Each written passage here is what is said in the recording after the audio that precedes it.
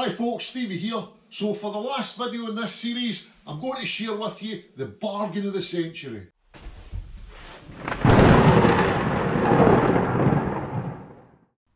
This was a recent last minute impulse buy.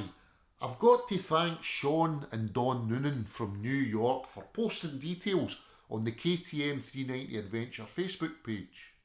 Replacing foot pegs for something at a better angle for off-road and a bit more grip is a fairly common modification, but there's not a lot to choose for than less than £100. Shawn shared an Aliexpress link with the community for a set of foot pegs that were only $41. I'm always highly suspicious of Aliexpress, but for $41 it was worth a look. Shawn's photos and the photos on the listing both looked excellent, so I processed an order.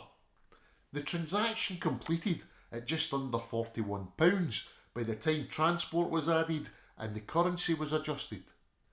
They arrived direct from China in exactly 10 days, and I have to say I was super impressed with what turned up. The listing is not entirely clear, however, not only are they pivoting pegs that allow you to correct the forward tilted road riding position on the KTM 390 Adventure, unbelievably, they're also in stainless steel construction, so there's no concern about the longevity of the finish. These couldn't be simpler to install.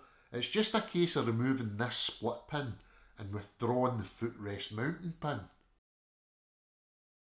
The most difficult part of the job is getting the footrest spring to align with its locating hole in the frame. I found it easier to offer the spring into position first, then the new footrest, then push the footrest mounting pin through. It takes a little bit of jiggling, but the mounting pin will drop into position as soon as the correct alignment of the spring has been achieved.